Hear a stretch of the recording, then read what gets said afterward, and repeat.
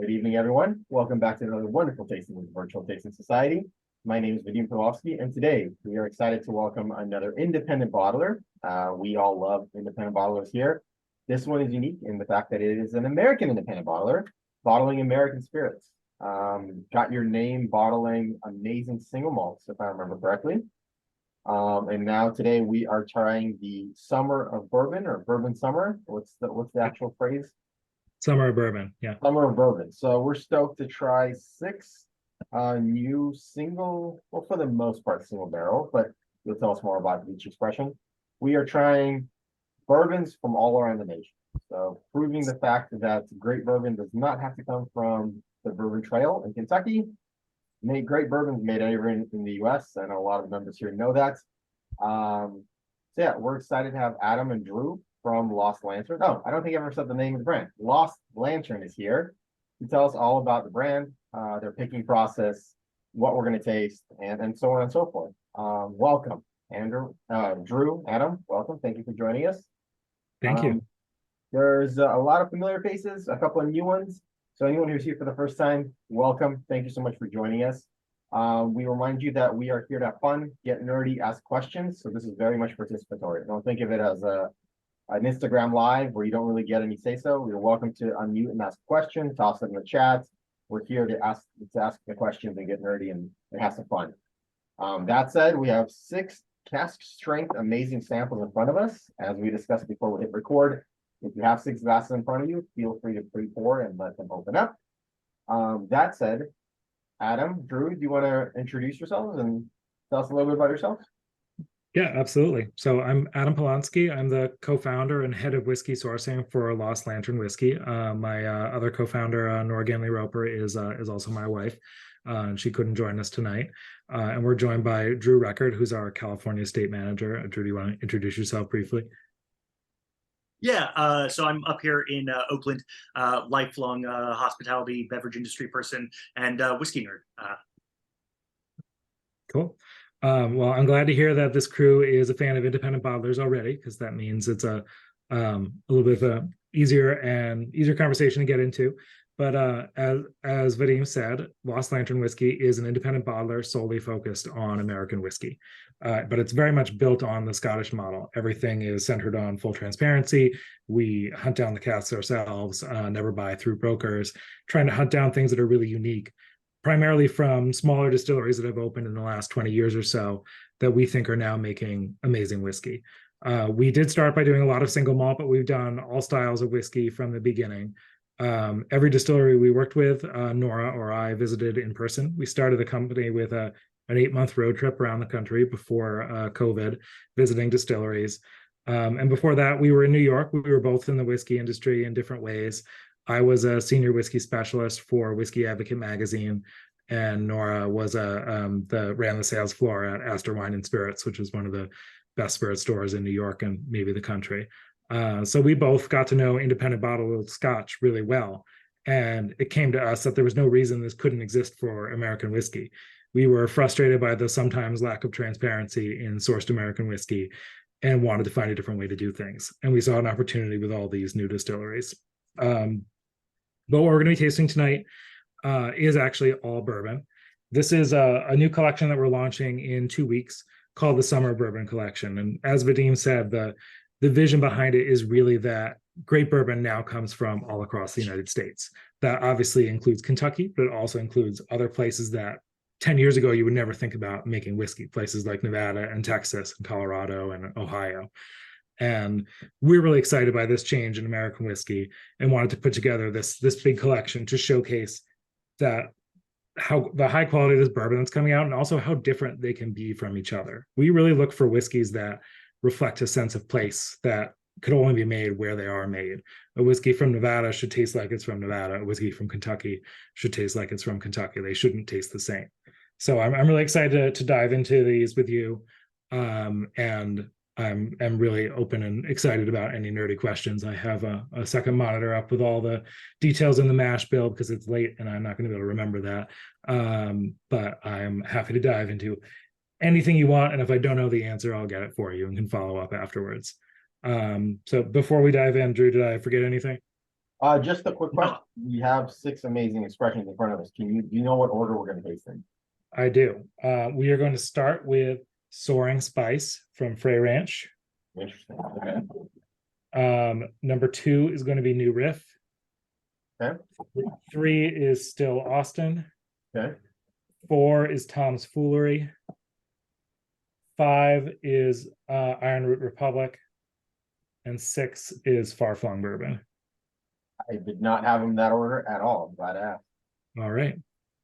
I'm gonna put that in the chat in case anyone missed it. You know, we've gone back and forth quite a bit on the order that we should be tasting these, and you know, both Adam and I have been out in the market getting to taste some folks who run retail shops, and we've tasted internally. Obviously, Am and Nora tasted again and again as this lineup was coming together, and for a tasting like y'all, we're trusting that we don't necessarily need to go in proof order, that we can kind of bounce up and down a little bit, because we want to take you on a journey that makes sense, both as it relates to the story of how we're making these whiskeys and bringing them to you, but also as it presents the full flavors of bourbon in America today.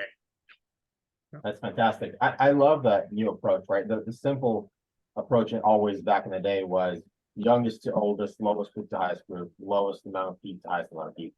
And the more tasting we do, the more, at least my eyes are open to, oftentimes there's a story and go with the flow. And it doesn't have to be that simple. Like having done quite a few of these, I now start, when I do tasting myself at home, I will usually start with the oldest, most expensive one because my palate's still fresh, and end on the 10-year-old. But yeah, no, I'm excited. I'm excited to try them in this order because obviously there is a method to madness. So don't let us stop it. And part of it is actually that this collection is, in a first for us, represents all 3 of the core types of whiskeys we release. The one at the beginning, and Drew will get into this more, is part of our new single distillery series, which is whiskeys that come from a single distillery but are more than just a single cask. The first one is actually a blend of 4 different casks from Frey Ranch. The next 4 after that are single casks, and then the last one is a multi-distillery blend. So that's part of the method to the madness. I was really excited to see an expression have Frey Ranch on the label. I think you're the first independently bottled Frey Ranch I've seen. I think that's right. And we'll probably talk about this more later, but part of that is that we've known the phrase for a number of years now. Nora and I first visited them in 2018, before they had released any whiskey. We went there based on a couple journalists I know who had said that they were laying down a lot of really good whiskey and was only 2 or 3 years old at the time. And I actually thought their vodka and their sagebrush gin were both really good and wanted to go check it out. So we went there before most people had heard of them. And then I think that helped get our foot in the door before they blew up. Because I have a feeling there are probably a few people on this call who are familiar with Frey Ranch or even have been there. Is that right? We did a tasting with the Freys. I think it was early last year or early this year. No, not too long ago. They were absolutely spectacular, and we're very proud to have them on the West Coast. One of our favorite distilleries.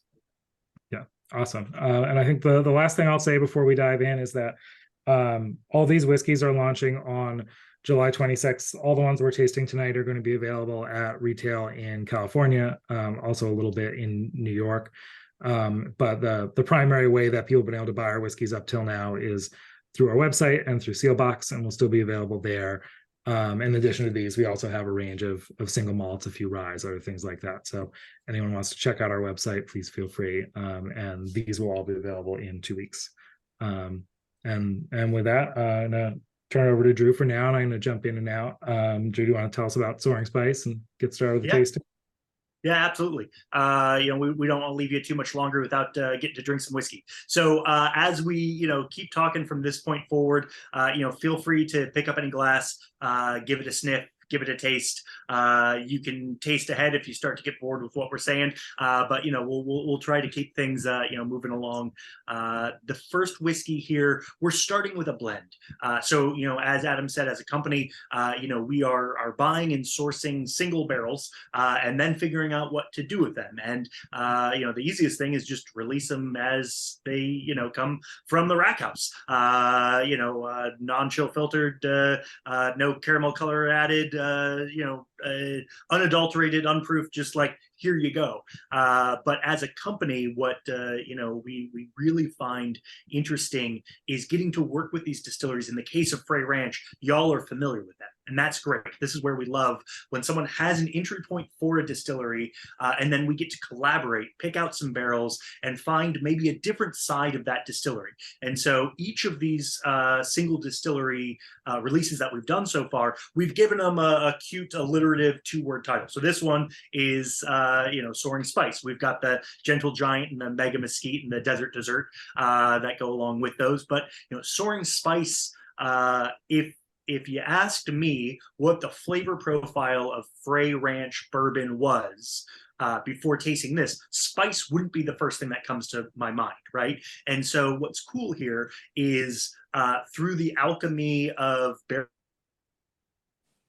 aging and the same whiskeys made by the same folks from the same mash bill turn into something slightly different in different places in the warehouse. And so we worked with Colby and Ashley to find this 4-barrel blend and put it together in a way that highlights these kind of spicy notes. Am and I typically don't like to give tasting notes. Y'all know what your own notes are, so I'm not going to throw out the kind of words that we put on a presser, but does anyone have some of those spicy notes for themselves that they're getting on this whiskey?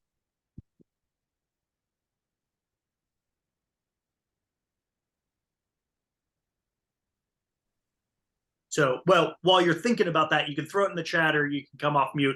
I won't let there be much more dead air, but this is their typical 4-grain mash bill that you're probably used to. So we've got 67% corn there, and then the rest of it is made up almost equal parts malt, rye, and wheat, just a kind of percent difference between the two. So not one of those is standing up, right? This isn't a high rye mash, this isn't a high wheat mash, and so we would normally associate with a high secondary ingredient with a certain flavor profile. What's interesting here is that those kind of secondary notes that are coming through the bourbon are coming through maturation. So 4 years old, 53-gallon New American Oak, all the same stuff you're used to for most of the Frey bourbons. The one thing that might be different is this is coming in at 127.6 proof, so a little bit higher than some of the stuff that they release. What do y'all think? On the nose, it's fantastic. But I do have a more technical question. Yeah. Just all the other ones have the name of the distillery front and center. This one's called Soaring Spice. Is it because it is a marriage of different casks? Exactly. So for the single distillery series, as Drew was saying, we're trying to showcase a slightly different side of a distillery, and we thought adding a name to it would help it be evocative of the flavors. So like when we released one from Balcones, a Texas single malt earlier this year, that was called Gentle Giant because that was a look at the softer and elegant side of Texas whiskey. And this one is called Soaring Spice because it's really about those baking spice flavors. And as you can see, as Drew is holding it up, it still says Frey Ranch right on the label. It even has a custom illustration of their farm, so it's still fully transparent, but it's meant to give people an idea of what to expect. Whereas for single casks, those are all more unique to each one. One of the other really fun things about the single distillery series so far is we've done these in really close collaboration with the distilleries. So for this, Nora and I actually went out to Frey Ranch in January, which is Lost Lantern is based in Vermont, and as all of you know, Frey Ranch is based in Northern Nevada. And getting between Vermont and Northern Nevada in early January proved to be quite challenging. It was 3 flights each way just to get there, and then of course the drive from Reno to Fallon. But was a really wonderful for us to be able to get out there hands-on working with them in the warehouse and in their office with Colby and Ashley and Russell to put together this blend, because we told them from the beginning we wanted to create something that was more baking spice forward, that showed this other side of the distillery, and they helped us every step of the way, tasted the barrels along with us, dumped them for us before we moved them to Vermont for bottling. So it was a true pleasure to work with them on that. And Ken, we're about half an hour south of Burlington, in a little outside of a little town called Virgins. So Any- technically, is this with forecasts from the same distillery of the same style of whiskey? I mean, if this was a single malt, it could still be called a single malt. Yeah, and the one that we did that was a single malt, we do just call it a single malt. So really, it's basically just what other places would call a small batch whiskey. We don't really like that term for a variety of reasons, but is like, it's just 4 casks and distinct from the single cask that we'd mostly been doing up until this point. Hard to stop nosing this one.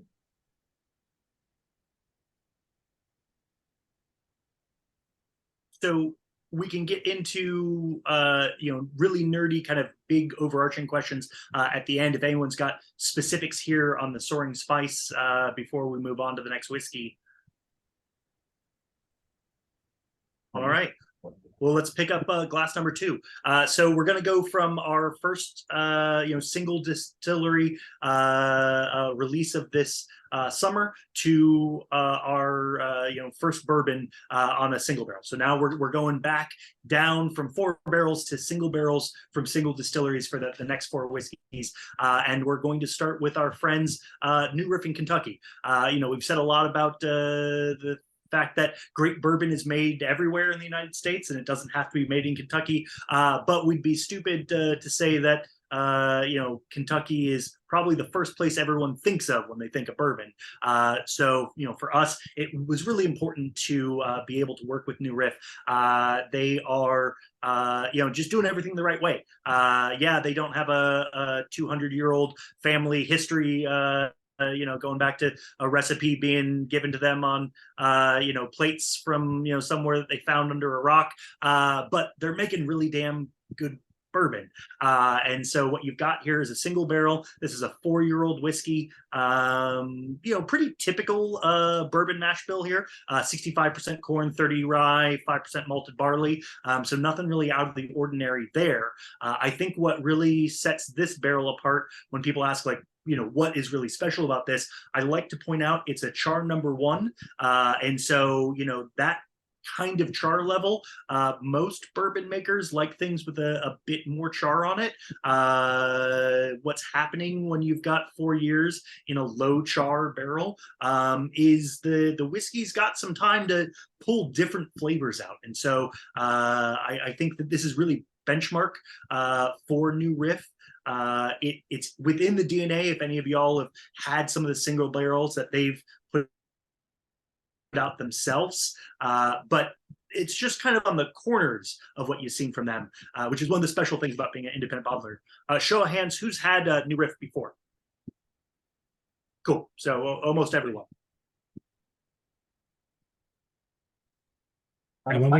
John posted a link to your review of the road trip to Lost Land to Soaring Spice to Nevada. And you have a playlist?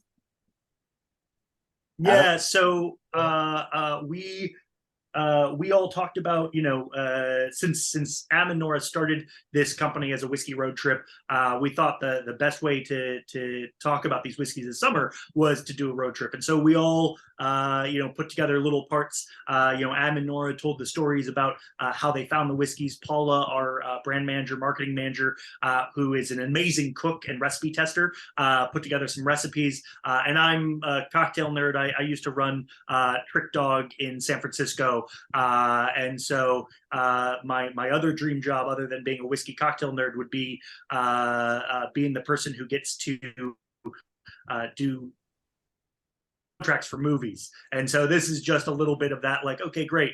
If each of these distilleries could inspire a playlist. So, Frey Ranch has got some 60s, 70s, blues driven rock and roll, new riffs, a little bit bluegrass from the 30s to now. We kind of trace the different roots of rock and roll through these playlists. It was fun, but you can put them on while you drive around, make yourself a cocktail when you get home, and cook up a pairing while you drink some whiskey.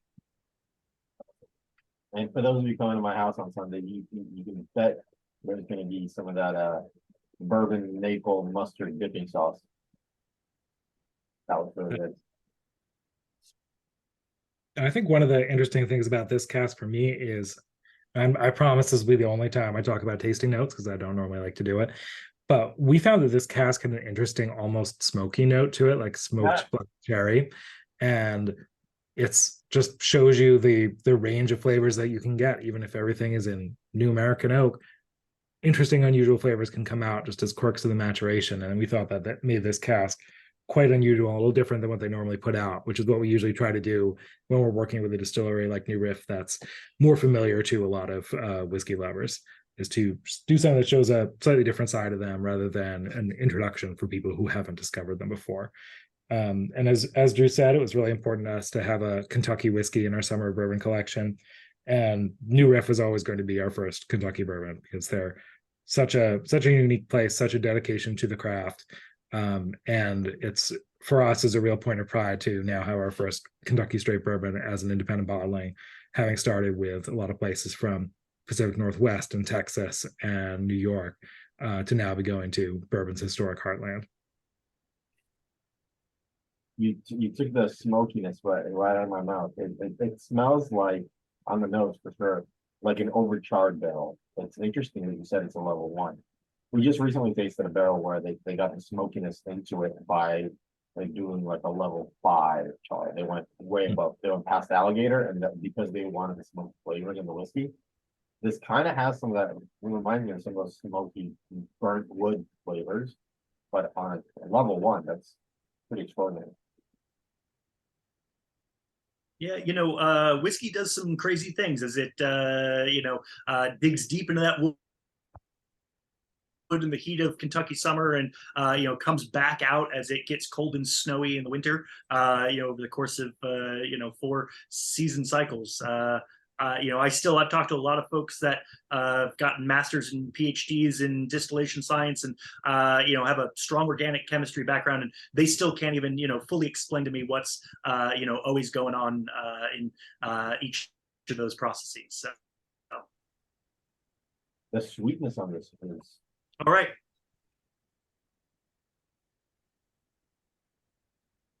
We got a question. How does New Riff make young whiskey that doesn't taste like young whiskey? I mean, that's one of the reasons why we love them. It takes a lot of care and dedication to be able to make a whiskey that at 4 years old is drinking a lot more mature than its age is showing off. Yeah, I agree with that. And one of the interesting things for us working with whiskey from all around the country is we see such a range of age statements across everything. Different climates age whiskey in very different ways. And just today we'll be tasting whiskeys that range from 3 to 9 years old. So quite a different range. And I think that the youngest one doesn't taste like the youngest one. So that's part of the fun of working with many different climates. Which, if there's any other question? I was going to say, if there are no more questions, that's a good segue to the next one. So next we're going to Texas. Who's had Still Austin before? And that's a lot more than I was expecting. So Still Austin, doesn't make it out to California much. They've had a couple of collaborative projects I've seen here and there, but their regular release. The Pinhook there. That's the one That's the one that I've seen. Yeah. So great distillery in what probably was the outskirts of Austin at one point. Now the heart of Austin, as that city has turned into a huge kind of sprawling town. This is again a pretty typical bourbon mash bill. We're 70% corn here, so we're higher corn, 25 rye, 5 malted barley. So this is we don't give tasting notes. I tasted this blind the very first time, and it was one of those matching games, right? So I knew what whiskeys Amador had sent to me, and I definitely thought that this was Kentucky, because it smells benchmark Kentucky to me, and doesn't have some of those things that maybe I associate with Texas from time to time. But what Still Austin's doing, they're sourcing all their grain from within the state. So this is showing what a Texas terroir driven bourbon can taste like. It's also one of their oldest releases to date. This is a 4-year-old from them. They've only been distilling for 7 or 8 years, maybe 9, and just recently released their own bottled and bond in the tasting room. So this is, I believe, the first 4-year-old that's going to make it out of state, since they're primarily distributed in Texas still.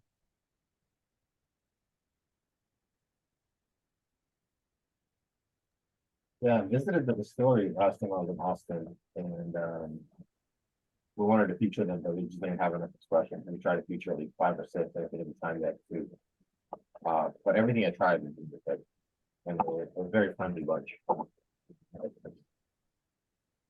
So, like I said at the beginning, we're kind of going up and down on the proof scale. So we're back down to, 103.8 here. So this is the lowest proof that we're going to be tasting today, still over bond. So, we're not talking about, low proof whiskey, but lowest we've got today. I see people are still tossing out tasting notes for the first one. So we're catching up to you, Drew. We like to nurse our whiskey. We're not. No, I understand. I appreciate it. Well, in the Still Austin, I definitely get a lot of nice oaky notes on this one, and you can really that you really get in that Texas bourbon that because he really imbues the oak and the bourbon so often. Yeah, it really comes through on this one. Are you only sourcing 53-gallon casks, or I know Buckonis does, or the Joseph Brothers they do a 30-gallon release. Barrel size has not been a hard rule for us. In fact, we don't have that many hard rules. Besides that, the place has to have actually distilled it themselves. So we're agnostic to age and, in theory, to barrel size. We've done a few 15-gallon barrels from Whiskey Del Bach in Arizona, and a few 15 and 30s from places in New York that we haven't released yet. The vast majority have been either 53-gallon barrels, or increasingly we're seeing larger. One of the ones we'll taste later was actually aged in a 65-gallon barrel. And an interesting experiment that we're starting to see more of, especially in hot climates. Is that a custom-made barrel for them? It's I think it's from ISC. It's so I think it must be a new program that they're rolling out. They must have worked with their ISC folks to make it happen. Very cool. Yeah, gonna make learning barrel sizes that much harder. Just when I thought I got it dialed in. Yeah, it's not hard enough that in addition to gallon sizes, we sometimes refer to them by hogshead and other measurements that went out of date 600 years ago. Yeah, heads and butts. That's right. Yeah, exactly. And then some of the distilleries that buy wine barrels use liters instead, and then I have to Google liter to gallon conversions all the time because I can never remember. Yeah, that's what I was wondering when you were saying ISC, because Balcones we use the wine size barrels that were about that size, but just like 60 gallons. I forget the liter measurement, but around that size. Yeah, the 65-gallon barrel one is the Iron Root Republic. So Jonathan said that it got it from ISC. I don't know if it was from their wine barrel program, but I suspect it probably was. Yeah, as a former sommelier here, coming into the whiskey side of things, it's like I was already used to, like, the Hungarians have slightly different sizes than the French do, and then if you get weirder Eastern European barrels into things, they've got a whole different sizing system. So then, I came to whiskey and I was like, wait, there's this whole system too now. So yeah, it's. I know Star Wars uses some wine barrels from one of their local Melbourne. It's a wine. I can't think of what a wine thing is called. Anyhow, the place where they get the wine barrels, and they're really super long and tall. So they're even different than what we're used to in the US and Scotland. Yeah, I got a chance to visit with them, last summer, and yeah, they're kind of more in that pork pipe shape. Apero is the wine that they make there. It's a lightly fortified, kind of halfway between a cream shandy and like a cooking tawny port.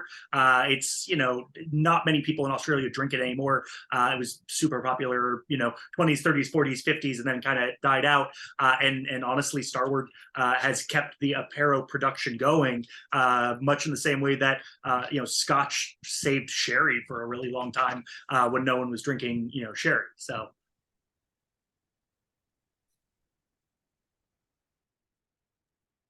For someone who always thinks about the breadth and width of flavors of bourbon not being nearly enough, these all three taste very different. Very well, and just wait till we taste the next two.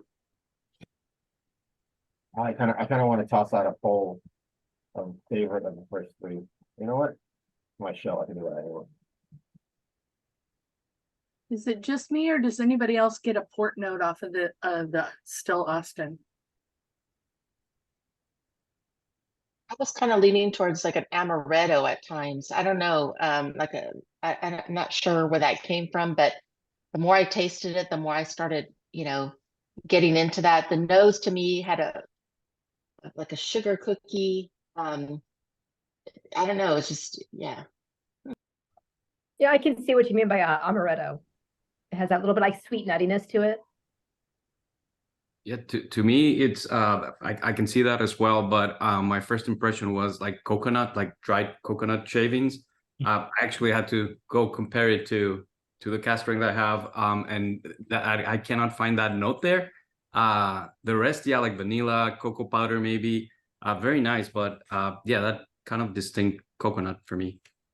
I'm getting like chipotle peppers off of it. It's like there's a little hint of smoke, but it's like a deep, long, peppery flavor.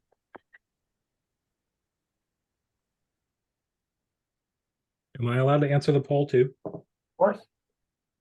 Please do.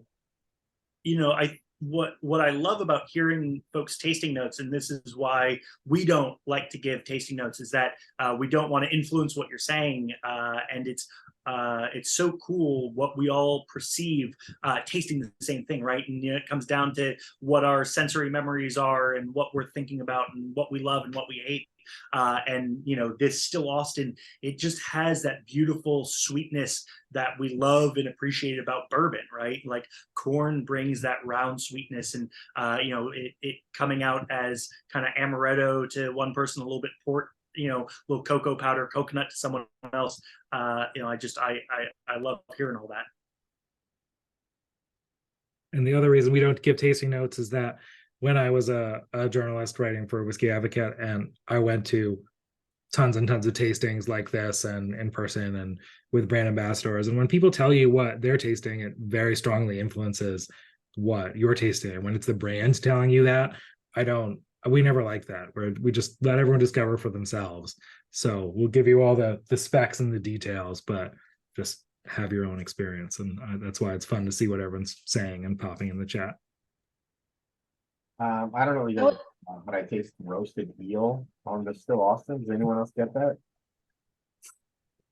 I don't know. So you're roasted veal? Eel. But I was just trying to put eel. I don't actually taste that. I just wanted to test Adam's theory. I thought you said veal. I also thought you said veal. I thought it was Yeah, meat yeah. too. Weird. That's very specific. Did anyone get a roasted meat flavor there? So Vadim, total side note, I just learned this week that there's a cocktail restaurant in Japan where they make the cocktails out of actual food. And like one of the ones on the menu had like goat meat. So I'm sure you could find a cocktail there made out of roasted eel. I was curious why you put this at third. I was just kind of curious at the third tasting, considering the proof, just wondering. Yeah, we've been exploring it as we started showing the collection, and like to start with Soaring Spice because it's a little different as a multi-cask blend, and then have experimented a lot with New Riff first versus Still Austin first, and have landed here. But it can be challenging sometimes to jump around in terms of proof, but I feel like with this group, you all know what you're doing, so it makes it a little easier. If it was a crowd that was like less of a whiskey enthusiast crowd, we probably would start with a Still Austin just because it's lowest. Did anyone get like a coffee note on the New Riff right on the finish, like a mocha, like a dark Yeah, chocolate? Okay. definitely. Then you're right. If you don't I agree, got I got like the toffee. I got like a toffee sort of. Cool. Do we want to pick up glass number 4? Keep the tasting notes coming and take the journey to we all voted on favorite of the first. Grinfuls. Yeah, Adam, what do you think was the favorite of the first 3 so far? Soaring Spice. Drew, do you agree? I'm gonna go Still Austin. All right, you guys have 2 chances out of 3 pours. And 55% of the group chose New Riff as their favorite one so far. Interesting. Right? Fun one. There you go. That's Well, fun. so No, I didn't share the results. I shared the results now. oh, there we go. I did not lie. That's this is the 4th time today that I'm presenting this exact lineup, and every single time there has been a different favorite number 1 through 6. So it comes as no surprise that y'all are picking differently than I thought based on the comments so far, but. Yeah, that's the fun for us as an independent bottler. Obviously, we didn't distill any of these. We're never going to have a distillery. For us, it's all about curating a unique selection. So I love seeing people gravitate towards different things and different tastings, and I'm excited as we get into the other 3 and see what everyone thinks about those too. What's your picking process? How do you go about selecting casting? So it's first we narrow in on the distilleries, obviously, and only work with a handful of places. There are more than 2,000 distilleries in the United States now, so there's truly a tremendous number, and we've worked with about 25, maybe 30 so far. Has to be places that we visited in person because we want to understand their process, understand the people, and understand the climate of where they are. Because even if an entire production setup is exactly the same, and honestly, even if it's probably 300 miles apart from another distillery with the same setup, could end up being totally different and just different smaller aspects to their process. So we try to understand that the best we can as non-distillers so we can talk about it. And like I said before, look for whiskeys that really have something to say. We don't want it to just be whiskeys that are good, although obviously we only release whiskeys that we think are good, but it has to be both good and also interesting in some way. Whiskey that hopefully pushes the boundaries of what American whiskey can be, especially for bourbon. So I was really excited to hear you say that you feel like this shows a wider range of flavors for bourbon than people often associate with it, because that's what we wanted to show with this collection in particular. Once we pick a distillery, we call in barrel samples, usually talk to them, have a conversation about what we want to say with the release. For something like Still Austin, which is not that widely known yet outside of Texas, we wanted something that reflected their core style. So this is it's a little older, and it's cast strength compared to their core releases, the artist and musician, but generally gives you a sense of what Still Austin is all about, because a lot of people just haven't discovered them yet. And I think 3 or 4 years from now, that won't be true. They're going to be a big deal distillery in a couple of years, but right now they're still relatively young. So we want something that helps people know what they're about.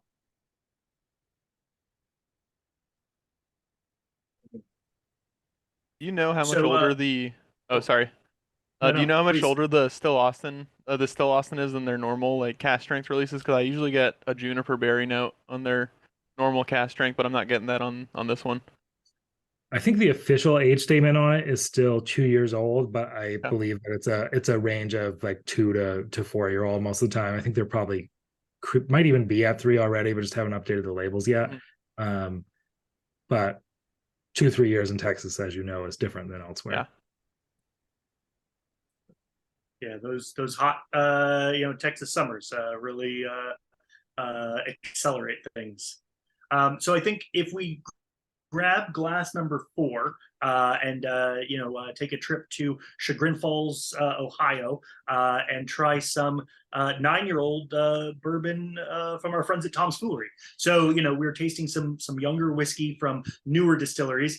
This is older whiskey from clearly an older distillery, because if they've got something that's 9 years old, then they've been around for a few years. Tom's Foolery, they're kind of old guard of new American, small whiskey producers, really kind of plugging away in Ohio for a long time, without a lot of people knowing who they are. And what we love about them, old-fashioned production method. This is pot stilled bourbon out of the mash bills that we're tasting. This is just barely over that legal definition. We're at 52% corn here, with 20% winter rye and 28% 6-row malted barley on the back end. So high malted barley content in a bourbon really gives a different flavor. And 9 years old. The bottle is going to say 8 if you look at it, but it actually had its 9th birthday while we were still waiting on the TTB to come back with label approval. So before it came out of barrel and went into bottle, it turned 9 years old. So, are they available in California? I haven't seen them on the shelf in my time here, and I haven't seen them as a store pick. And honestly, I hadn't even heard of the distillery in my previous life as a whiskey nerd before we started talking about sourcing them. So Hooten Young was the only one from Ohio I'd been familiar with. So now I'm gonna have to hunt down this tomfoolery. They are available in California. I bought them from K&L before. Oh, cool. They did a store pick. I don't know, maybe I'm so bad about remembering how long ago things are. I was gonna say maybe 4 years ago or something. I've yet to make it to K&L. I still need to. I've got high times, so it makes it hard to want to go up north to K&L. You can't complain about having high times in your backyard. One of the best, best spirits playgrounds in America. How many of you have had Tom's Foolery before? Because it's clearly more than no one, and just one. Nice. Yeah, and this is sort of the other side of the coin from Still Austin, where that's a distillery that 5 years from now, I think that a lot of whiskey lovers will know about. And Tom's Foolery has been plugging away for a long time and deliberately small, limited production. I think they're 95% of their production just goes to Ohio, and mostly northeastern Ohio near Cleveland. And that's what they want. It's more, in some ways, more in the style of a French farm distillery in like Cognac or Armagnac or in Normandy or something like that, where they're using their corn from their farm, small production. It's probably the smallest distillery that we've worked with.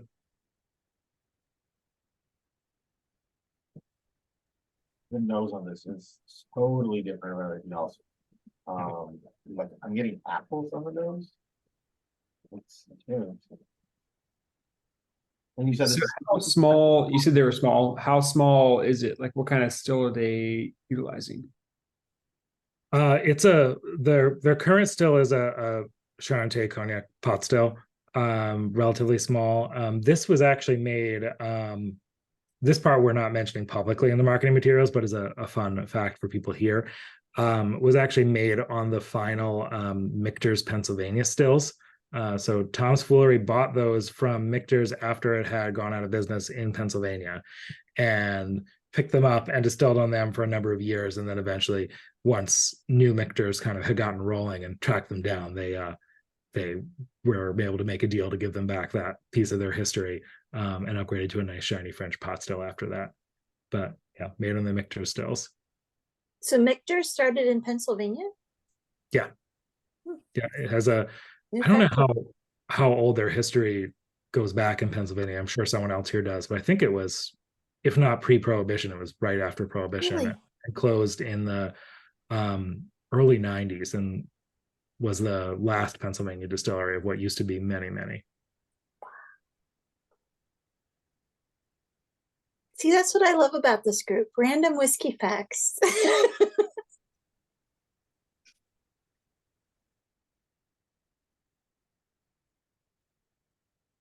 So after tasting a 9-year-old whiskey, and we've had some 4-year-old whiskeys, I like to ask people who previously said I prefer older bourbon, who now are like, no, I like some of the younger stuff tonight, and people who previously said, oh, I like younger bourbon, who now like the older stuff. Did anyone not change their mind across the board? But just for tonight's tasting, is anyone being swayed one way or the other, young versus old?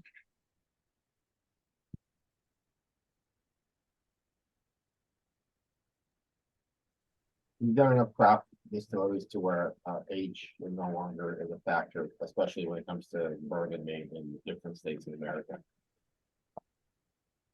Like it's something I like to know, but again, we're tasting Kentucky versus Texas. Age is literally just a number. I tend to gravitate towards things that are slightly lower in proof. I'm not a huge cast strength fan, mostly because I get my taste buds get blown out by the alcohol, and then I can't taste anything else. So this is going a little bit more in my direction. But I do like this. This is interesting. It's a lot more grain note on it than the other three that we've had so far. Yeah.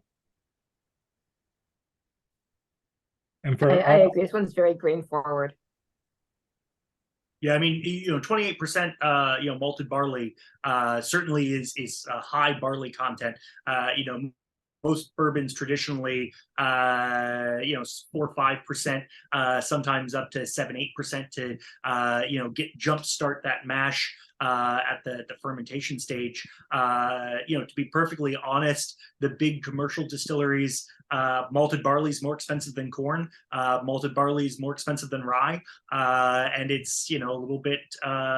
It's more prone to mold in storage and other things, and so they'll use less of it than they as little of it as they need to really get things going from an efficiency standpoint. And so a small distillery like this gets a chance to do things just for the sake of experimentation and flavor, and so that grain comes through, which is really great. Do many distilleries buy the barley already malted instead of malting it themselves? So almost all of the American bourbon producers are buying already malted barley. The process of malting for yourself, while time honored and fantastic, it's laborious and takes a whole separate facility. Even I would say close to 90% of Scotch distilleries buy their barley pre-malted. There's very few that still malt on site, and some will do a little bit of malting and then buy the rest of it pre-malted, because it's just most all the tasting rooms, if you go to Scotland, are in the former malt houses. When you're like, oh, where are we now? You're like, oh, well, this was our malting house in 1907 and converted to a tasting room in 1962. Like, yeah. Yeah, I was curious. Someone posted just now that Frey Ranch malts their own barley. Is that true of other distilleries that grow their own grain? Are they the ones more likely to malt their own grain? a lot of the places that I know that mostly grow their own grain, Free Ranch is one of the few that entirely does. A lot of them grow everything except for the barley, and they buy malted barley for that portion of it, because it's barley doesn't grow well in all climates, and malting it takes specialized equipment and is a big pain. So really uncommon to malt it yourself in the US and in Scotland too. Thank you. To be both fair, of you. it's uncommon to have a high malt bourbon too. And Yeah. malted barley is so expensive. Yeah, it is usually the most expensive of the grains. Interesting, this one smells the youngest to me. It smells bringing forward and young, and considering it's on the older side of the lineup. I was thinking the same thing. I feel like I'm eating a piece of bread that's buttered but not toasted. Very buttery, fresh, very, just, green. And it's interesting that it's older, but I get a different taste from it. I saw someone asked if Westland malts their own barley, and we've worked with Westland too. We have some single malts from them available now, actually. They don't malt their own barley. They worked with a place called Skagit Valley Malting, which was a large malt facility in the Pacific Northwest, or large for craft size, like primarily focused on craft breweries and distilleries, and that did most of their malting for them. And unfortunately, just closed a few weeks ago unexpectedly. So it is unclear what a lot of distilleries in the Pacific Northwest are going to do about that, but hopefully someone else will take on that role. And Westland at one point talked about building their own malt house, but then this other company, Skagit Valley Malting, came in and did a really good job with it for a number of years. So that kind of relieved them of the need to take on that project themselves.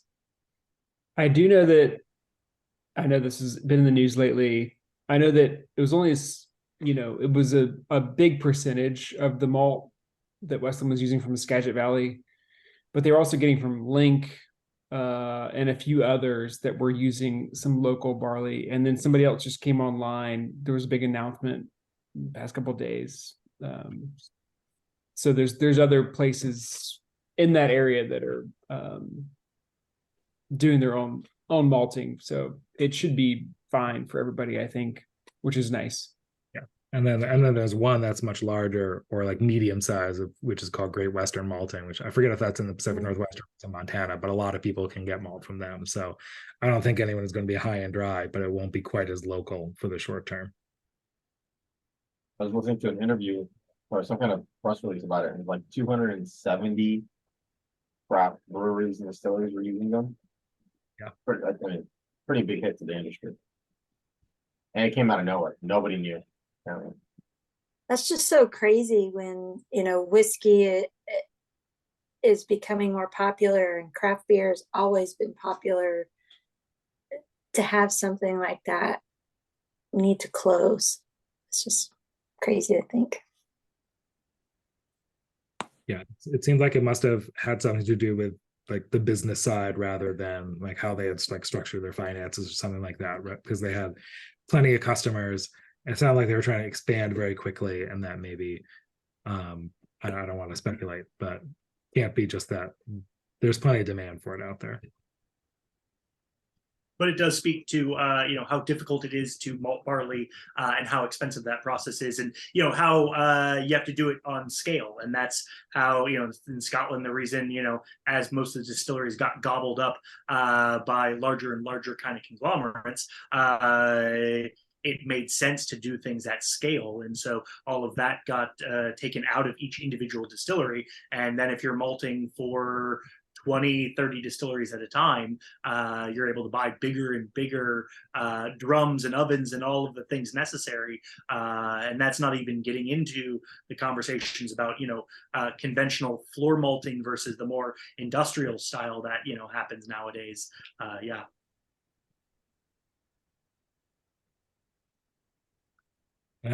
On a separate note, I wanted to address something that I think Jane said before about cast strength whiskeys. And one of the reasons for us that we put out just about everything at cast strength, not everything, but most things, is just because for the kind of whiskey lover we're talking to, we figure that everyone knows how they want to drink it. We're not saying you have to drink it at cast strength.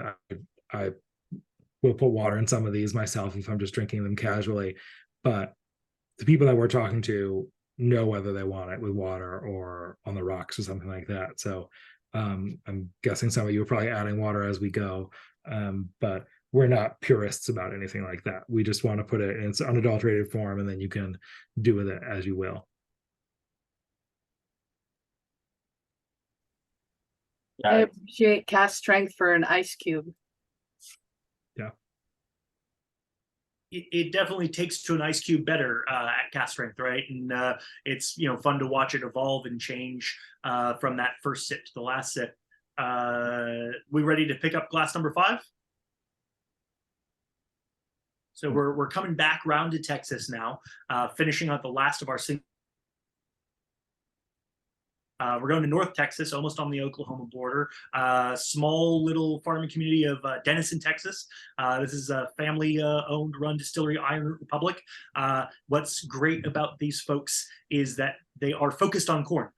This is 100% corn in the mash bill, but the corns are all different.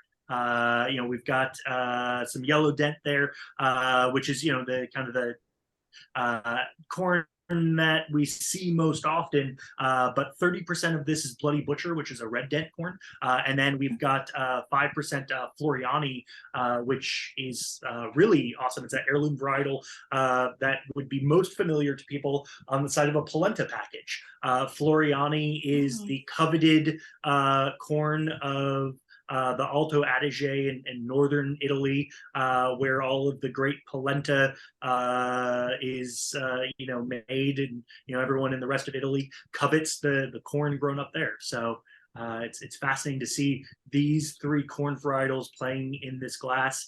Again, we're back to Texas, so 3 years old. Those 3 hot Texas summers, definitely do something. This is the first one where you've mentioned 3 corn strains.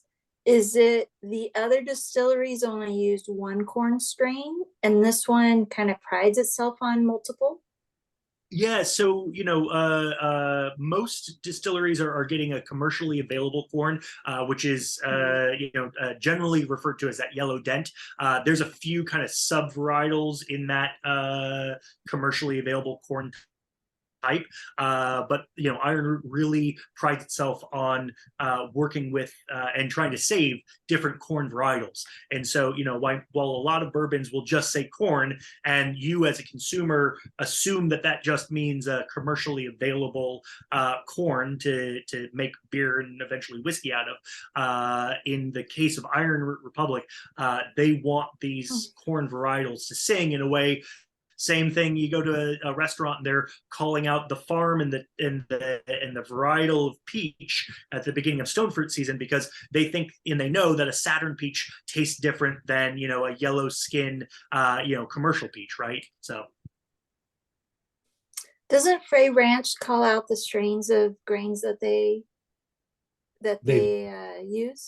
grow, because they grow their own?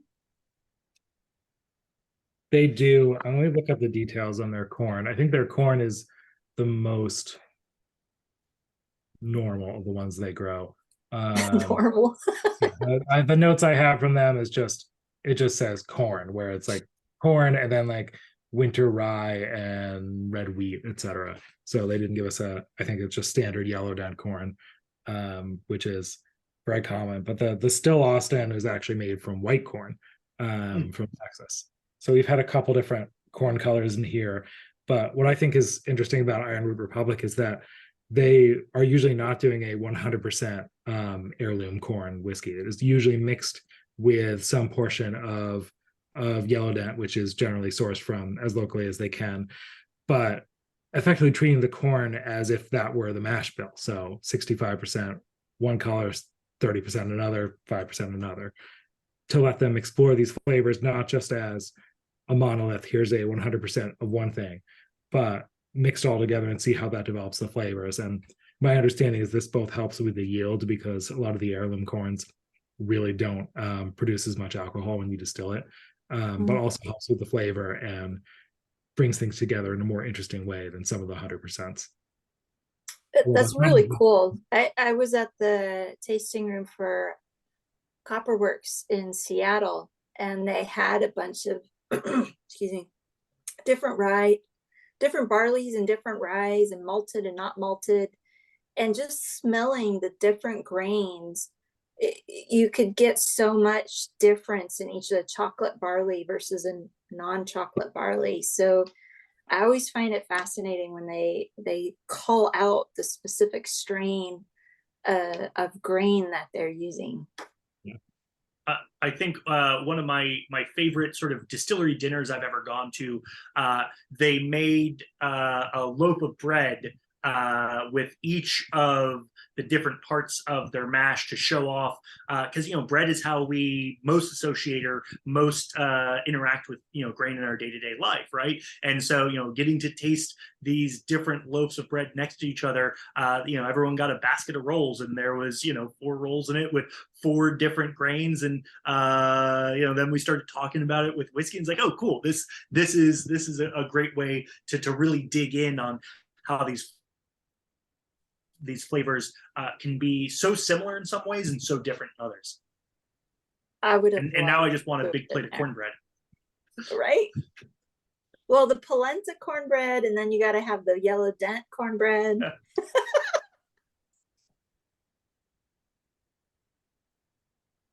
I want a polenta cornbread. That sounds really good. Yeah, that sounds amazing. So I think if you have all 6 Didn't even set glasses, that up. sorry. I think this is a fun comparison with the Still Austin, if you still have that out, because they're obviously both Texas bourbons, but and similar age. The Iron Brew is a little younger, but I think tastes completely different from each other. And one of the things that we've been talking about a lot lately, as Texas really starts to emerge as its own whiskey region, is that Texas whiskey is not just one thing. It just like Speyside single malt is not just one thing. It contains a wide variety of styles and flavors, even within that region. And especially in Texas, which is 9 times the size of Scotland, there's a tremendous variety of climates and, of course, production choices that can be made, resulting in very, very different whiskeys.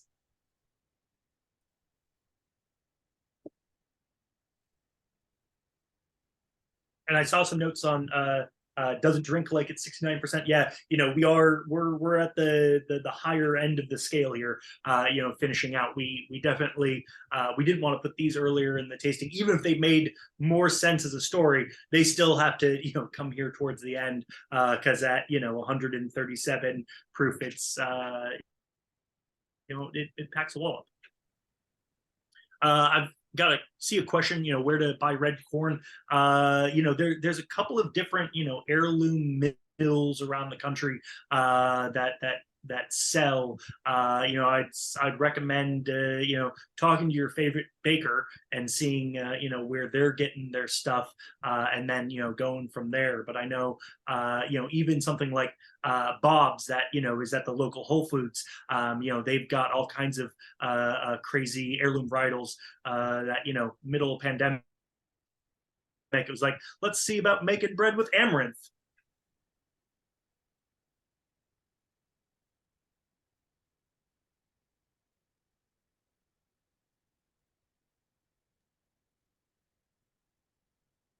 Adam just told us to go to Bob's. Is it 5,000 bags? You mean 5,000 per bag, or? I'm just kidding around. Okay. All at Bob's. Well, I see someone's got a sign off, and I know we're past the first hour, so let's pick up that last glass of whiskey so we can talk through it, and then anyone who needs to go, you more than welcome to sign off, and anyone who wants to stick around and pepper us with questions, please do. But we're finishing after we did 4 single barrels and a single distillery blend. We're finishing with the newest addition to our flagship blend series. And this is a blend now of 4 different distilleries. So 2 of which we already tasted tonight. There's some Frey Ranch bourbon in this. There's some Still Austin here. Y'all didn't get to taste the Boulder Spirits. We are releasing a single barrel of Boulder Spirits. It'll be available on our website. Due to it being hazmat, we made some decisions about, you know, where it was going and other things. But you know, high altitude aging really ups that proof. And so some Boulder Spirits, and then finally a little bit of Watershed, a second favorite of ours from Ohio. We've previously released some bourbon from them, and when Am and Nora were putting this blend together, you know, it was that thing like, oh, this really ties the room together. So, you know, a little bit of that, you know, classic bright sweetness of Watershed, you know, made sense to you know, offset the other flavors and profiles that were coming in this blend. Yeah, and I'm guessing that all of you have had probably a large number of whiskeys that are blends of bourbons from Kentucky and Tennessee and Indiana blended together, or 2 of those 3. And this is in some ways our answer to that, and our way to push the boundaries of bourbon blending, because there's nothing wrong with blending across state lines. It's great. It brings flavors together in an interesting new way. But what if you start to look at it not just at the core bourbon states that have been making it for a really long time, but at places that are making really interesting whiskey and have very, very different climates. So Nevada, Colorado, Ohio, Texas, all together, range of ages from 3 to 7 years old. And we think that they come together really nicely, and are, if you taste the Frey Ranch or the Still Austin again, tastes very distinct from the component parts, but we think come together in a really unique way.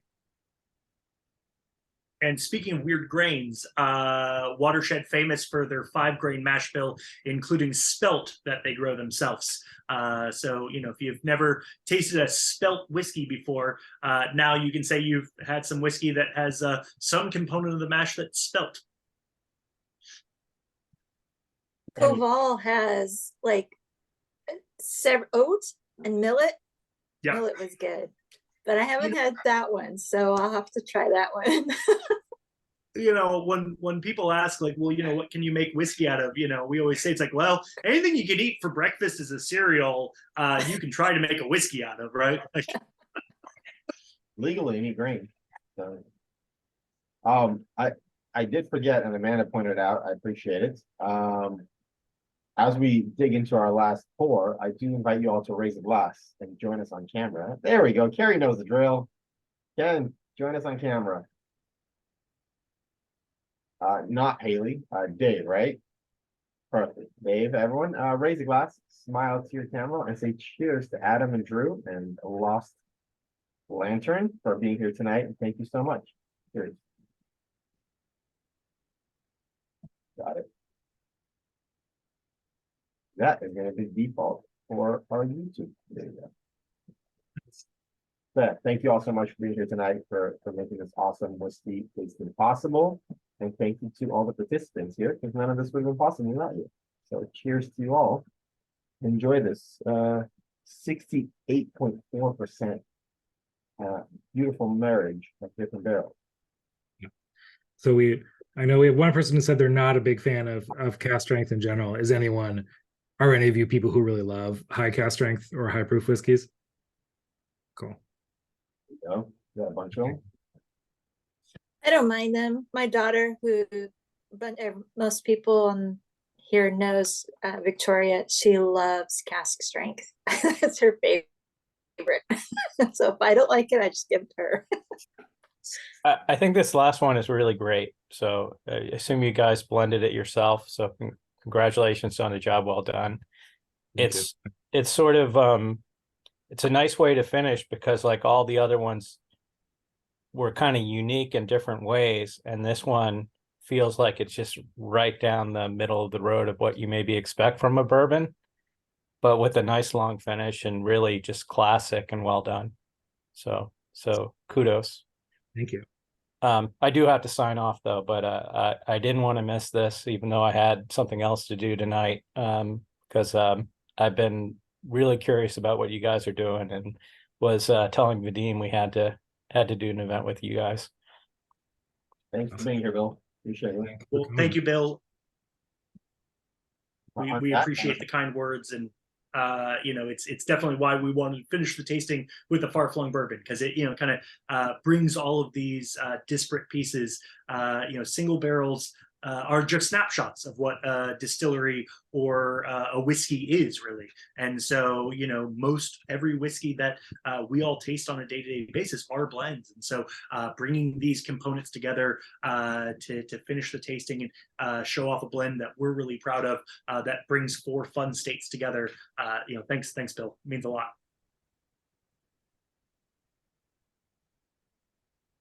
Yeah, cheers to that. Adam, Are you guys at High Times? So we're not at the moment. So I was going to make a note. So I'm based up here in Northern California, and we haven't started our sojourn down to Southern California.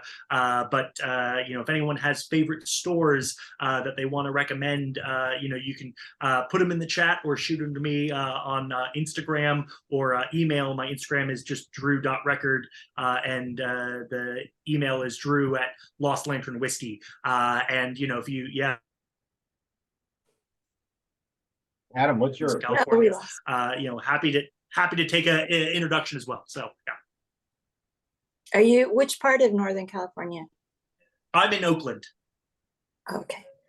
My parents live in Sacramento. My mom's always asking what to buy me.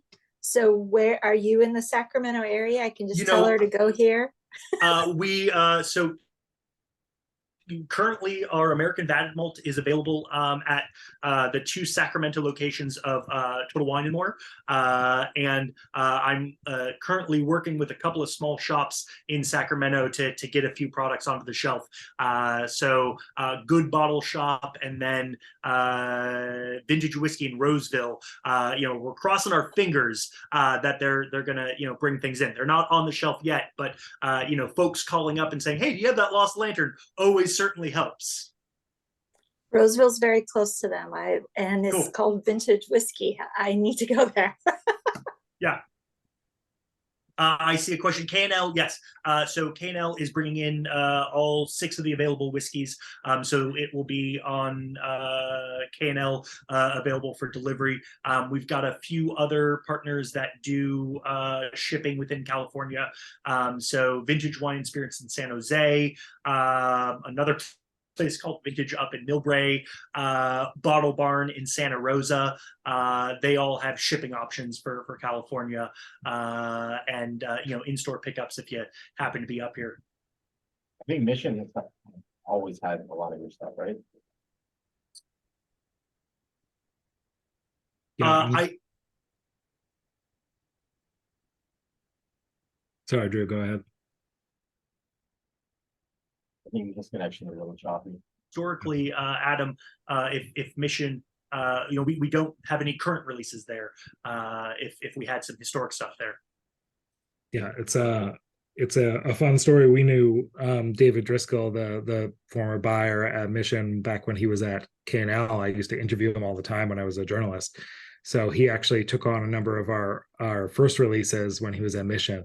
And it's actually now one of the few places you can find some of our very first releases that are now long gone everywhere else, including one of my very favorites, which is a single cask from Santa Fe Spirits. That's a mesquite smoked single malt.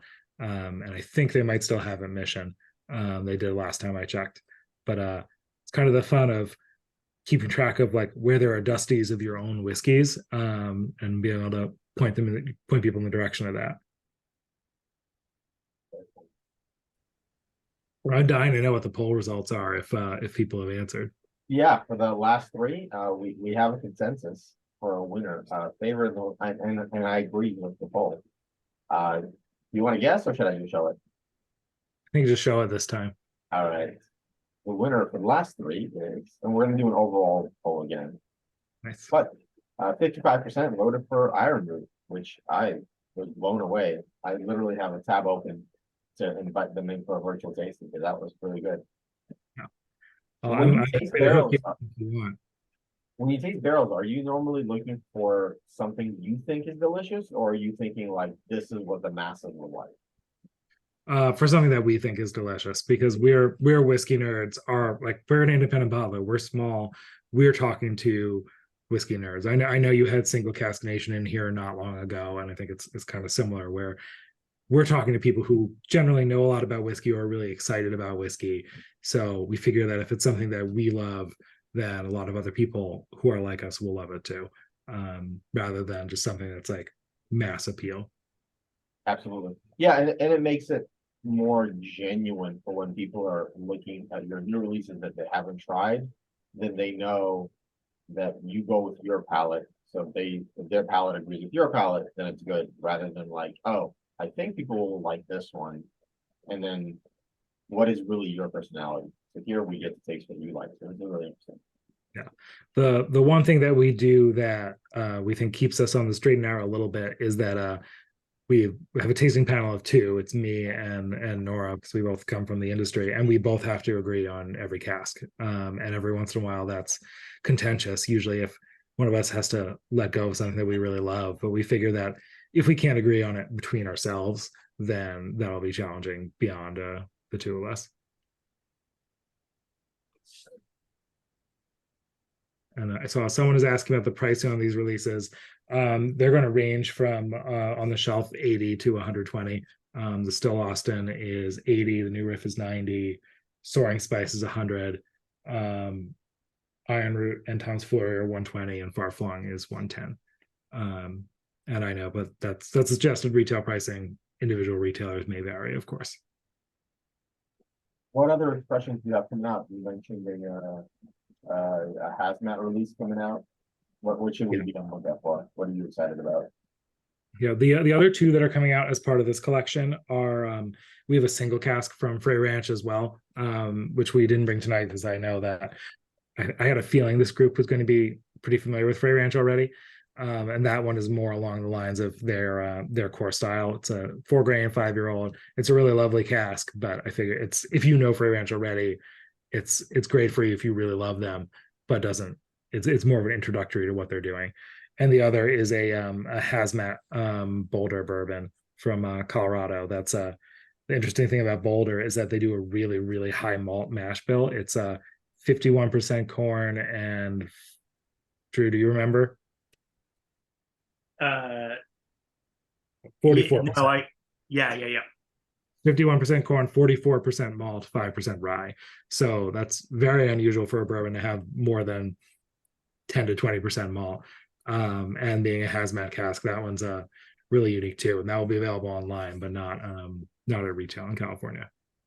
How do you ship hazmat bottles? Not on an airplane. Has to go by ground. Okay. So be patient if you pop that one. Fair enough. Yeah. But it is funny that I have to remind myself that like that hazmat actually means something, that it's not just like a marketing buzzword, but it means like I can't bring it to whiskey festivals unless I can drive to them, because it's at 140 proof, it's technically a bomb. So you don't want to bring that on a plane. Wow. And beyond those two releases, we recently released our single distillery series, launched with 3 single malts from one from Balcones and 2 from Whiskey Del Bac in Arizona. The one from Balcones, which is called Gentle Giant, was just named Best American Single Malt at San Francisco World Spirits Competition, and we're really excited about that, obviously. And that's going to be available in California as well, and have a range of single casks as well, mostly single malt, that are out now.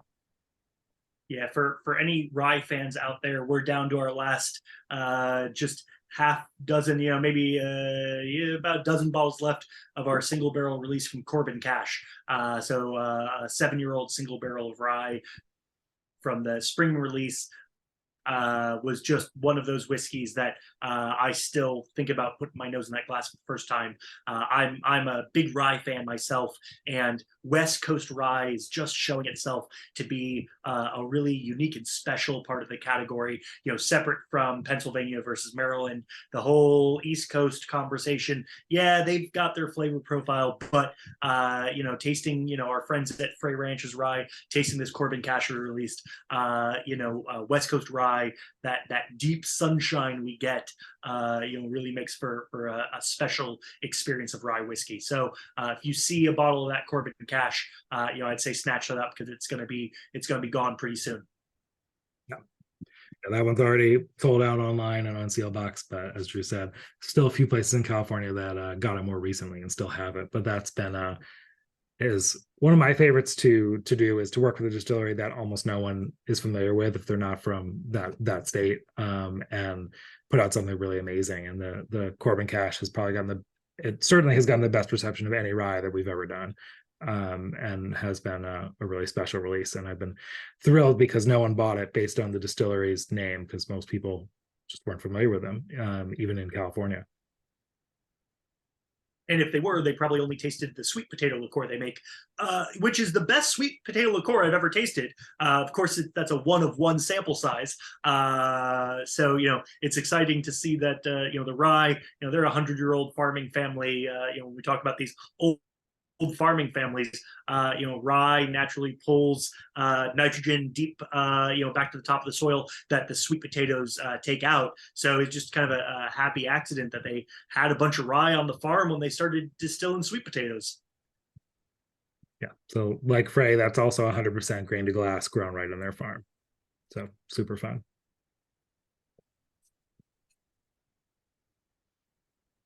Any other questions? I have more questions just from an independent bottler perspective. I'm just curious about how all that works, and if you have favorites or distilleries you're on the lookout for, or stuff that's coming out. Like how many barrels you pick when you go out to a distillery? Those are great questions, and it's late, so I will probably forget one or two of them, but then you have to remind me. We usually buy about 4 barrels at a time, one of which we'll put out as a single cask right away. And usually 2 of them will be earmarked as single casks, and 2 will be for other purposes. Sometimes we're not even quite sure. It may be for a blend, like the blend of straight bourbons, maybe for a potential single distillery series release down the road. Sometimes we're starting to age things a little longer after we move them up to Vermont. Which is a fun new piece of what we're doing now that we have our own production space up here in Vermont. There are always places that we're looking to work with that are on my short list or my long list. I'm really excited to say that most of the places that when we started out to do this, that we were really excited to work with, we've been able to. Some of them took a little while because independent bottling is totally new to the United States. People know it from Scotch, but don't know it for American whiskey. So American single malt distillers were usually relatively easy. They were like, oh, an independent bottler, I know what that is, and I wished there was one in the US. So, and I know you from when you were at Whiskey Advocate, so sure, let's do it. Like Balcones was pretty easy. The folks at Copperworks Distilling in Seattle were the first people that said yes to us, who I hadn't already known when I was a journalist. So I've always excited to work with them. We released a single cask from them in the fall. And then there are places like New Riff. Like I visited New Riff in 2019, and this is our first cask from them because it took about 3.5 years of us showing that like we're doing this in a way that makes our partners look good and helps them get their name out there in a slightly different way for New Riff to get on board. So we're really excited to have them. And I always respect when people want to take a little while before they trust a brand new company with their distillery and their name on a label. But I think the reputation we've had in the places we've worked with has really helped with that. But there's still a few places that I really want to get some casks from, like Chattanooga in Tennessee, Reaper's Fork in Tennessee, maybe Heaven Hill someday. We'll see. So I understand the concept of independent bottlers when it comes to the Scotch world, right? It makes sense because a lot of times they're releasing things that aren't normally released by the brand. But as an American independent bottler, how do you feel about the single barrel selections in stores do? I mean, that's essentially the same thing, right? It has some similarities. It's one of the reasons that we're starting to do the single distillery series of multiple barrels blended together. So it's more than just a single cask and has a unique perspective on that distillery. It's part of why we give them names. The nice thing for us is that we get access to whiskeys that stores can't, because we're working directly with the distillery. We have relationships with them, and sometimes that's true for stores as well, but it's true for us with everyone that we work with.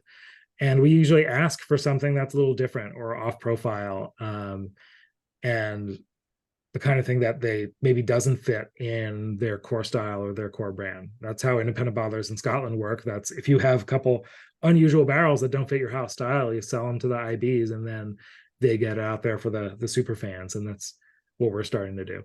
And especially for the distillers we work with, a large number of them are only available in a few states. Their home state, maybe a couple states next to it, and don't have the capacity to go nationwide. So we're a way that people can get access to something that is only available in a handful of markets and kind of get people excited about it. So in Scotland, the IBs have always been about working with distilleries that normally just go into blends and that you don't see otherwise. Here, it's similar. It's still distilleries you can't get access to, but it's not because they're going into blends. It's just because they're really regional. They're only available in one state or half of a state or something like that. Great. Yeah. What you've done, Frey Ranch, and they're amazing. We love them. Have you done a Starlight bottling? Yeah, we actually have a few bottles left of our a Starlight Rye and a Starlight Bourbon single cask that we did. And we have a few more barrels from them that I'm actually not sure what we're going to do with yet. I love Starlight, and I think the fun thing we did with them that was unusual is they do so many finishes. So we asked them for straight bourbon and straight rye instead, unfinished, just in its pure form, because there's so many, like they've done so many finishes, like honey finishes, Pinot de Charente. Probably I know they have I can't remember, Vino de Naranja or something like that. We So what does it look like if it's just their bourbon unadulterated? So that's what we did with them, and that's a great team. We love them. Absolutely, very family oriented, fantastic. When we went to visit them, our way of explaining who they were was like the Frey Ranch of the East Coast. Yeah, that's local, family run, harvest, brandy glass, just fantastic. Both teams. And the fun thing for us is like the distilleries being regional is a real thing, even among whiskey nerds. Like when we pour Frey Ranch at a festival in California, or when Drew is pouring for store, like everybody knows Frey Ranch.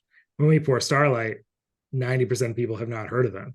But on the East Coast, you'd be surprised how many people have not heard of Frey Ranch, but they all know Starlight, and they have as many Starlight barrel picks of unusual finishes as they want.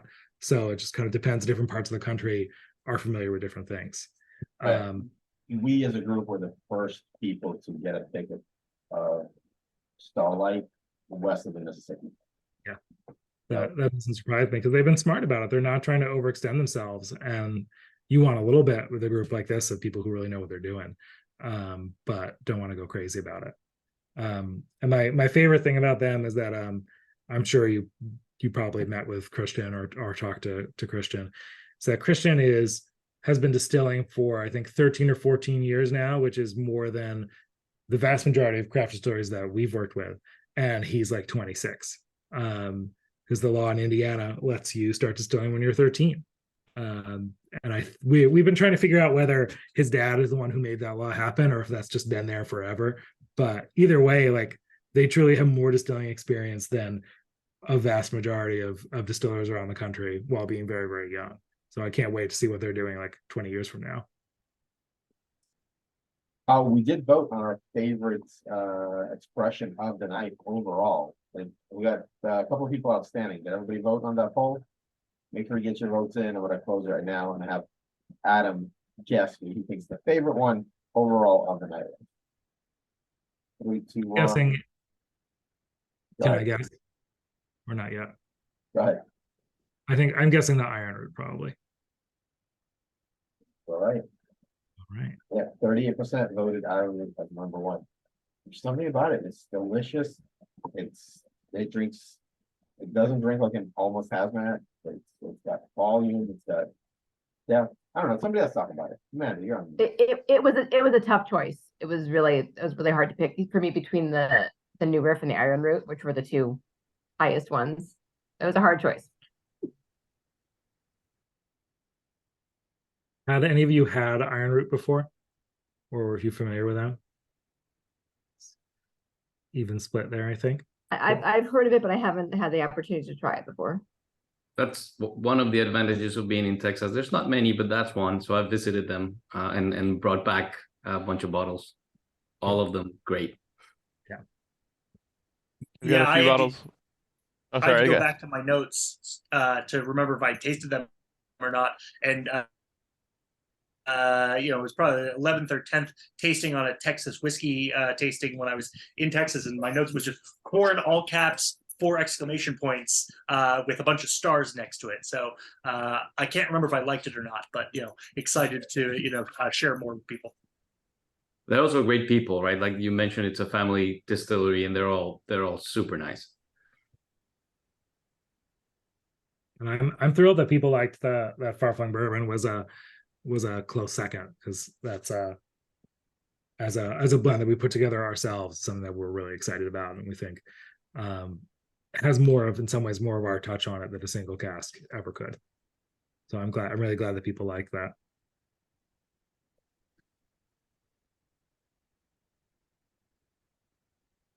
Any other questions about anything?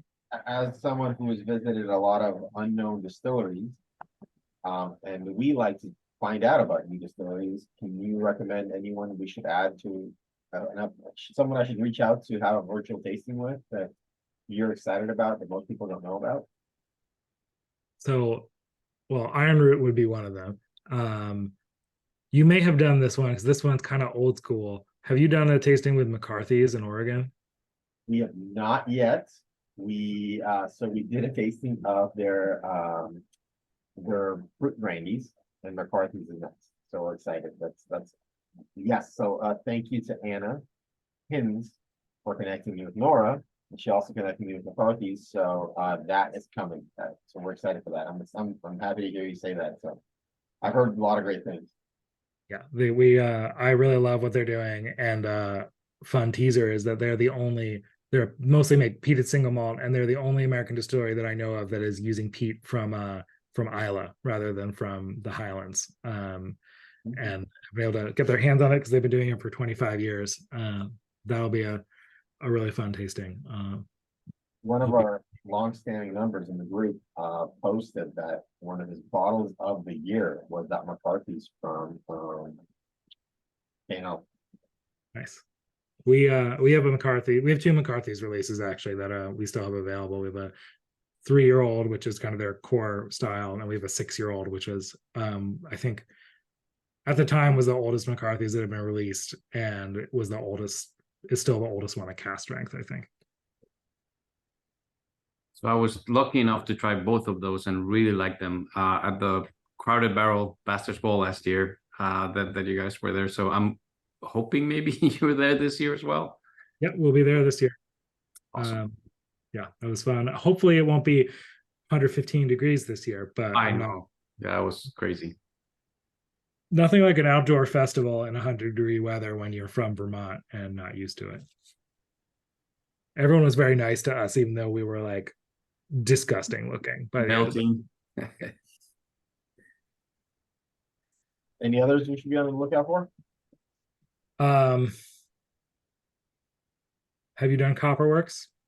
Yeah, they're amazing. Um, Copperworks only has so few releases at any given point that we weren't able to do a whole lineup with them. We did more of a sensory class, and that was just absolutely amazing. We snuck in 2 of their expressions in a blind tasting, and people were trying to figure out which. There's 6 different American single malts, and people were trying to figure out which ones were there. It was really, I don't know. You guys tell me, was that a fun tasting? A bunch of people here with that. Yeah, Amanda's nodding. Have y'all done Whiskey Del Bach in Tucson?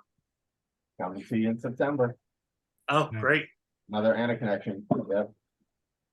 all right, here's an out there one. Have you done Brooklyn Distilling in Brooklyn? No. We did Black Button in New York, but not Brooklyn. So we did a cask from them last year so every once in a while we release a cask that we think is really, really good, and we don't think anyone is going to buy but we think it's so good that we just have to put it out. And we did an 8-year-old malted wheat whiskey from Brooklyn Distilling. And That is not how I would have spelled that at all. I asked the distiller and the owner how to pronounce it, and he didn't know either. So don't know what to say about that. But the malted wheat whiskey we released from them ended up like, we thought it was going to sell like 20 bottles and we'd have it on our digital website, our digital shelves forever. But we wanted to put it out because we loved it. And it ended up being like our sleeper hit of the fall and is gone now. And people were like obsessed with it because who's ever had a malted wheat whiskey? They put out really unusual things and they're all really good. They do single malt, and the other stuff doesn't usually fit into a clean category. It's a pretty much a 1 or 2 person operation, but it's really good stuff.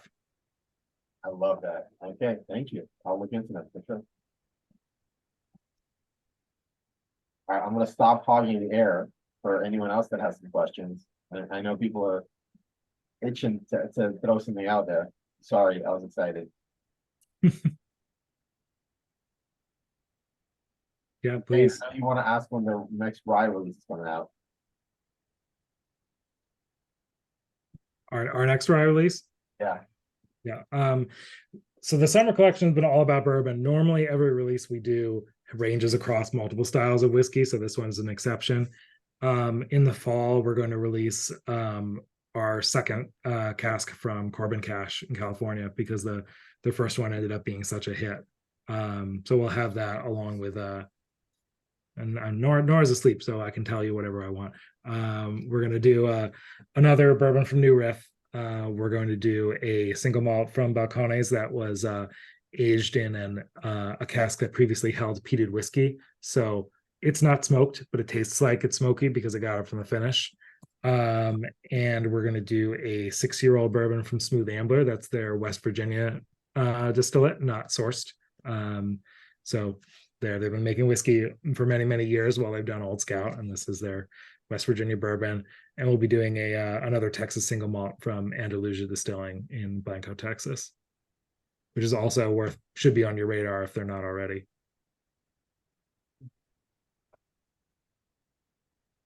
Have you looked at Far North Spirits out of Minnesota? I have. I've met Mike a couple times and talked to him, and he's encouraging me to get up there. We have a pretty firm rule that we have to visit a place in person, and they're really far from anything. And I'm like, it's like 6 hours north of Minneapolis. So I'm gonna make it happen. I love the idea that we haven't done a Minnesota whiskey yet, but I may like them. Ship it from Minnesota, 4 bottles at a time. Yeah, they're on our list of a place I'm sure we're going to work with eventually, and it's mostly I have to find time to get up there. They have the white paper on their website that when they did the study with Crookston University on their rye, like to find the right rye. Cool. I got a little bit into it, and then I was like,